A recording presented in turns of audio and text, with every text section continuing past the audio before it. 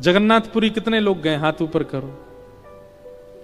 जगन्नाथपुरी जाते हैं तो वहां भुवनेश्वर से जगन्नाथपुरी के बीच में एक स्थान पड़ता, साक्षी गोपाल। नाम सुना? ऐसा कहते हैं कि पूरी की यात्रा करने के बाद जब आप वापस अपने घर जाओ तो साक्षी गोपाल को प्रणाम करना चाहिए, क्योंकि आपकी जगन्नाथ यात्रा की साक्षी वही करेंगे। वो साक्षी गोपाल भगवान भी हमारे वृंदावन से गए वहां पर। और कैसे गए, इतनी सुंदर कथा है। उड़ीसा में कुछ वैष्णव ब्रज यात्रा करने के लिए आए, 84 कोस की यात्रा। और उस समय की बात है जब गाड़ी साधन नहीं थे, महीनों लगे पहले तो वृंदावन आने में, और फिर वृंदावन से 84 कोस यात्रा करी। तो 84 कोस यात्रा करने के बाद गोपाल जी का मंदिर था वृंदावन में, गोविंद देव जी के पास में। वहां रात्रि सब लोग आकर के अपनी यात्रा विश्राम किए। अब कल सबको वापस उड़ीसा निकलना था, तो रात में सब एक दूसरे को गले मिल रहे थे, सब एक दूसरे को धन्यवाद कह रहे थे, बढ़िया यात्रा हमारी पूरी हो गई। उस यात्रा में एक वयोवृद्ध थे। उन वयोवृद्ध की एक युवा लड़के ने बड़ी सेवा करी थी। तो वो वयोवृद्ध इतने प्रसन्न होकर उस बालक को हृदय से लगा, तेने मेरी बड़ी सेवा करी, तू चल मेरे साथ वापस, मेरी नातनी तेरे बराबर की है, उसी से तेरा ब्याह कराऊंगा मैं, बड़ी सुंदर है, उससे तेरा ब्याह होगा, और तू चल वापस, तेरे को उपहार में मैं अपनी नातनी से ब्याह कराऊंगा। वो भी प्रसन्न हो गया, करा देना, हम तो बैठे तैयार। जैसे ही पहुंचे उड़ीसा तो उन वयोवृद्ध ने अपने घर पे जाके कहा कि भाई यात्रा में एक बालक मेरे साथ था और उसने मेरी बड़ी सेवा करी, मैंने ये हमारी बिटिया है, इसके लिए वही ढूंढ रखा है, उसी से ब्याह कराना है। तो घर के कई लोगों ने नाराजगी कर दी, घर के कई लोग मना करने लगे, नहीं नहीं नहीं, वो तो ऐसा है, वो तो ऐसा है, उसके पिताजी ऐसे। और घर के सब लोग विपक्ष में आ गए कि नहीं, उससे ब्याह नहीं होगा। अब वो बालक दूसरे दिन आ गया, बोला आपने कहा था ब्याह का कुछ, मैं अपने परिवार को लेके आया हूं, आप बात कर लीजिए, ब्याह कर लीजिए। अब वो वयोवृद्ध जो थे बेचारे, अब वो क्या करें, उन्होंने कहा कि ए तू पागल है क्या, मैंने ऐसा थोड़ी कहा था, अपने मन से कुछ भी बना रहा है, ये सब बातें फिजूल की कर रहा, मैंने कोई ब्याह की बात नहीं करी इससे। बालक बोला आप मेरा ब्याह मत करिए, मुझे मंजूर है, पर झूठ मत बोलिए, आप पहले स्वीकार कीजिए कि आपने कहा था, उसके बाद भले ही ब्याह मत कीजिएगा मेरा। लेकिन वो वयोवृद्ध माने भी नहीं, नहीं नहीं मैं स्वीकार नहीं करूंगा, मैंने कहा ही नहीं कि मैं ब्याह करूंगा। महाराज पंच जुड़ गए, पूरा गांव इकट्ठा हो गया। और वो बालक कहे कि इन्होंने कहा था, वो वृद्ध कहे कि नहीं मैंने कहा ही नहीं, अपने मन से बोल रहा है। तो पंचों ने कहा भैया देखो, इन्होंने तुमसे कहा कि अपनी नातनी से ब्याह कराएंगे, तुम दोनों के अलावा किसी तीसरे ने बात सुनी थी तुम्हारी? तो वयोवृद्ध बोला मैंने कहा ही नहीं तो सुनेगा कौन, किसी ने नहीं सुना। लेकिन वो युवा बालक बोला हाँ एक ने सुनी है। अब वो वृद्ध कहे किसने सुनी? बोले महाराज वृंदावन में गोपाल जी का मंदिर था जहां हम बैठे थे, ऐसा शास्त्र कहते हैं कि ठाकुर जी तो सब सुनते हैं, गोपाल जी ने सुनी थी, उन्होंने सुनी थी कि इन्होंने मुझसे कहा है कि ये ब्याह कराएंगे। ये सुन के सब हंसने लगे। बोले अब गोपाल जी का सुना तो अनसुना सा ही है। पंच बिल्कुल रद्द होने लगे, मतलब पंचायत रद्द होने लगी, सब उठ के जाने, अरे ये कोई बात नहीं, नहीं गोपाल जी ने सुना है। अब बोले मुझे इस बात की चिंता नहीं कि इन्होंने कहा किसने सुना किसने नहीं सुना, आप लोग यदि उठ के जा रहे हैं तो आप सब वेद की बातों को असत्य मानेंगे कि ठाकुर जी सुनते हैं। आप लोग यदि यहां से उठ के गए तो मैं घोर नास्तिक हो जाऊंगा, मैं जीवन में कभी ठाकुर जी को नहीं मानूंगा। या तो मेरी बात मानिए कि ठाकुर जी ने सुना है, और अगर आप नहीं मानेंगे तो मैं जीवन भर के लिए नास्तिक हो जाऊंगा। गांव के सब लोग बोले तो बड़ी विडंबना। एक वयोवृद्ध बोला, बोले मेरे पास एक उपाय है, रुको इसको मैं बांध दूंगा, उसी चक्र में ही बंधा रहेगा। क्या? बोले काम कर, वृंदावन जा, गोपाल जी को ले आ, और वो आके यहां बोल दें कि हाँ इन्होंने अपनी पुत्री का ब्याह तेरे से निश्चित किया था, हम ब्याह करा देंगे। ठाकुर जी सुनते हैं तो चलना भी तो जानते होंगे, ले आ उनको। वो विश्वास से वृंदावन चला गया।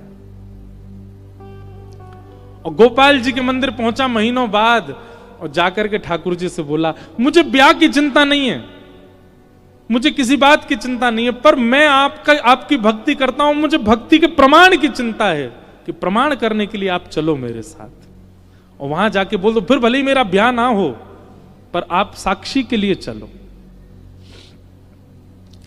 पर बैठा रहा, ठाकुर जी यूं ही खड़े हैं, कुछ बोले ही नहीं। पुजारी जी आए, कपाट करके चले गए। रात भर रोता रहा, मैं कुछ खाऊंगा नहीं, अनशन पर बैठ जाऊंगा, प्राण त्याग दूंगा।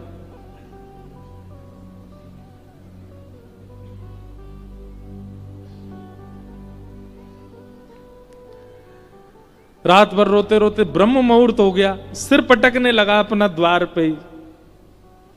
इतने में ही भीतर कपाट के अंदर से ठाकुर जी बोले, ए पागल, ये कलयुग है और कलयुग में मैं स्थिर मूर्ति बन गया, मूर्ति कोई चलती है क्या?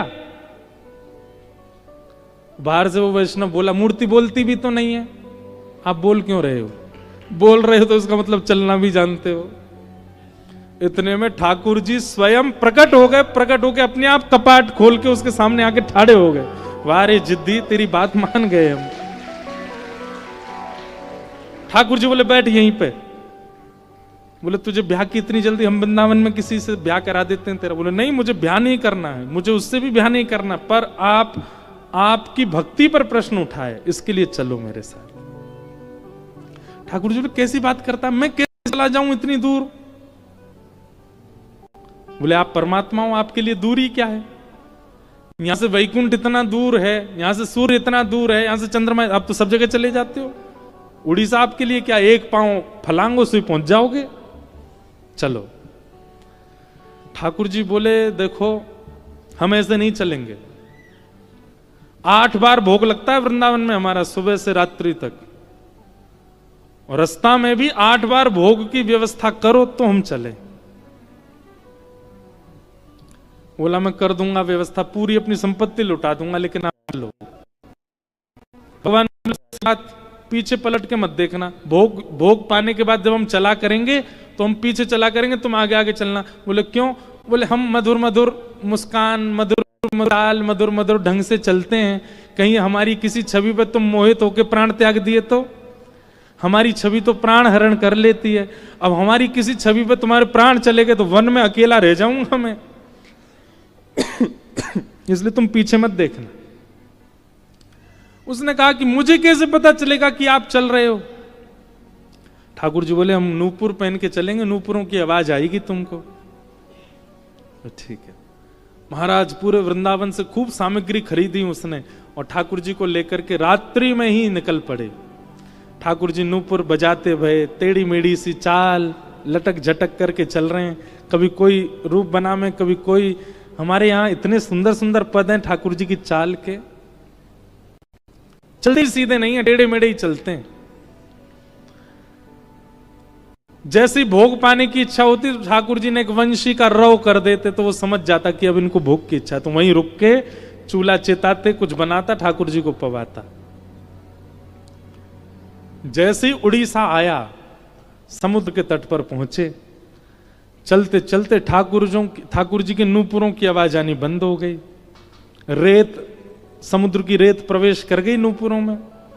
अब जैसे ही नूपुरों की आवाज आनी बंद हुई तो उसने पीछे मुड़ करके देखा, तो ठाकुर जी कोई मधुर आसन बना करके खड़े थे, कोई मधुर अपने त्रिभंगी स्वरूप बना करके खड़े थे। रूप देखते ही पहले तो मोहित हो गया, दूर से बलैयां लेने लगा, नेत्र सजल हो गए, ठाकुर जी के रूप लावण्य पर वारी हो गया। ठाकुर जी बोले, हमने मना किया था ना, हमको मत देखना। ठाकुर जी, कितने सुंदर हैं आप। अब मेरी एक बात मान लीजिए, क्या आप यहां तक आ गए हैं, अब कृपा करो यहीं बस जाओ, अब वापस वृंदावन मत जाओ, यहीं रह जाओ। ठाकुर जी स्थिर हो गए। ठाकुर जी बोले, अब हम आगे नहीं जाएंगे। बोले, 5 किलोमीटर रह गया गांव मेरा, नेक और चल दो। भगवान बोले, इतने किलोमीटर चल के आ गए, अब 5 किलोमीटर तेरे गांव के नहीं आ सकते? यहां पर बुला ला उनको यहीं पे।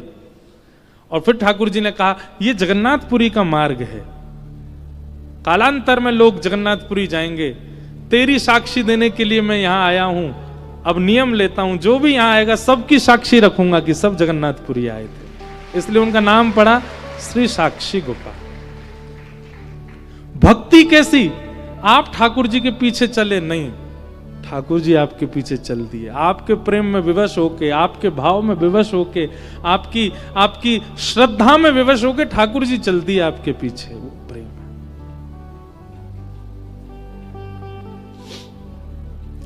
और फिर भगवान ने साक्षी दी और गांव के लोगों ने उसका ब्याह करा दिया। ठाकुर जी ने ब्याह की भी साक्षी करी। ऐसे श्री गोपाल जी।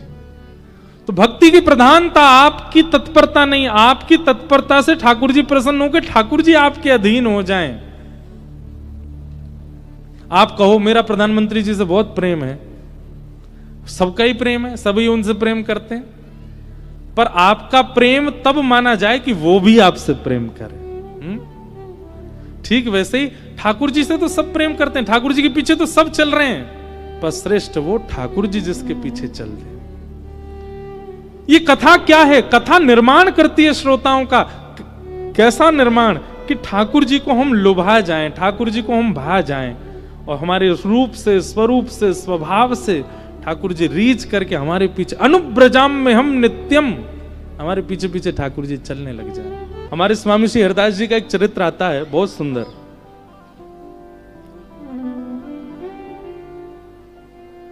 बिहारी जी जब प्रकट हो गए वृंदावन में, शुकुंज बिहारी लाल, बांके बिहारी लाल, तो 12 सोने की मोहर नित्य प्रकट हुआ करती थी उनके चरणों से। स्वामी श्री हरदास जी ने जब ये देखा कि ठाकुर जी के चरणों से नित्य 12 सोने की मोहर प्रकट होती हैं, तो कहीं कभी भविष्य में चल के किसी साधक का मन बिगड़ ना जाए, उसके लिए उन्होंने नियम बना दिया कि जितना धन बिहारी जी के चरणों से प्रकट होगा सब बिहारी जी की सेवा में ही लगेगा। कोई अगर अपने प्रयोग में, अपने भाव में उसका प्रयोग करेगा, उसका नाश हो जाएगा। तो नित्य स्वामी श्री हरदास जी महाराज 12 सोने की मोहरों से 56 भोग बनाते थे। थोड़ी सावधानी से सुनिएगा, ये रसिकों की बात है, सब जगह प्रकट होती नहीं, क्योंकि सागर वृंदावन है इसलिए बोल रहे हैं हम।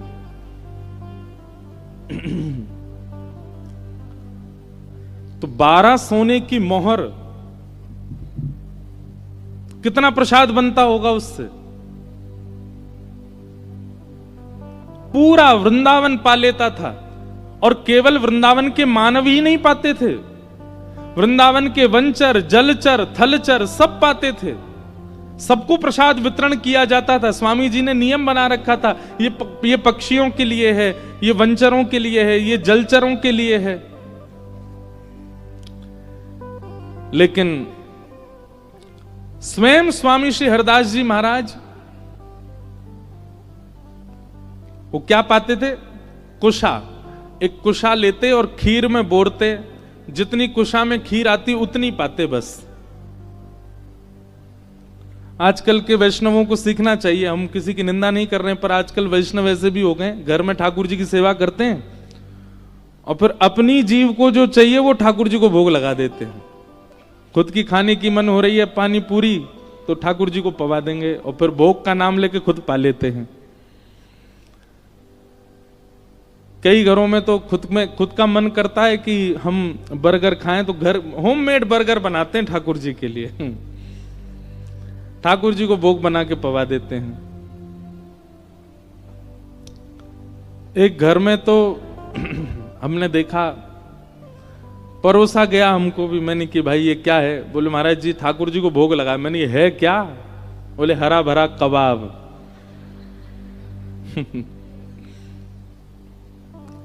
मैं ठाकुर जी नाक बंद करके मुंह सकोड़ के भाग जाते होंगे।